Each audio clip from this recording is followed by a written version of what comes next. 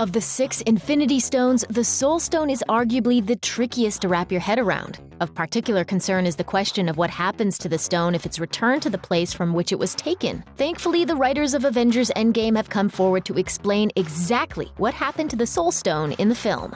First, a little refresher. Avengers Endgame sees Black Widow and Hawkeye take a trip to the mysterious planet of Vormir on a mission to pluck the Soul Stone out of time before Thanos or his minions can acquire it. Hawkeye ultimately obtains the Soul Stone after Black Widow heroically throws herself off the planet's massive cliff, echoing the same sequence from Infinity War in which Thanos killed Gamora for the stone. Before he retires to a life of slow dancing with Peggy Carter at the end of the movie, Captain America travels back to the past to place the stone in the same spot it was in before Black Widow sacrificed herself. As MCU fans now know, there are pretty specific rules for what has to happen before someone can take the Soul Stone from Vormir. In order to take the stone, you must lose that which you love. A soul for a soul.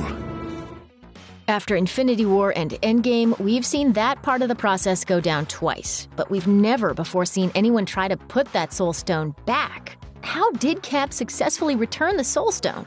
And perhaps more importantly, would putting the Soul Stone back revive the person who died for it?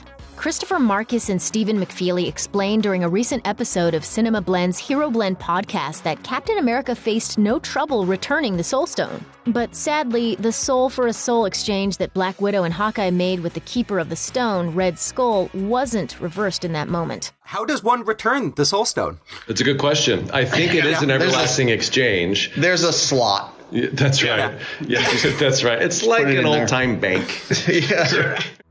Unfortunately, this shows that just because the Soul Stone was returned doesn't mean that those who were sacrificed to retrieve it get to come back to life. The exchange is permanent, and the soul that was sacrificed can't be retrieved. As Marcus put it, you put it back, but you don't get anything in return. It's not like a pawn shop.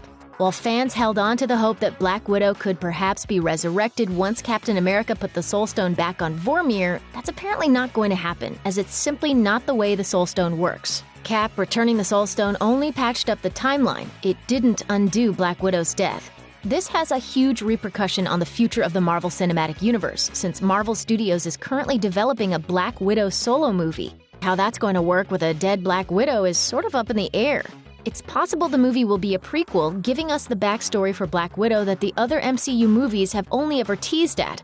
It's also possible that she really is alive out there somewhere, brought back by Hulk's use of the Infinity Stones without him or anyone else knowing about it.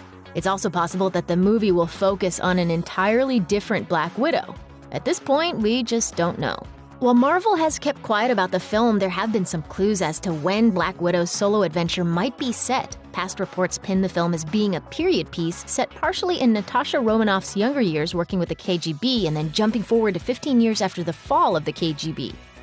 If Marcus and McFeely are to be believed, and there truly is no way that Nat can be resurrected, then there isn't any other point in time that Black Widow screenwriter Jack Schaefer can place the film other than the years before the events of Avengers Endgame.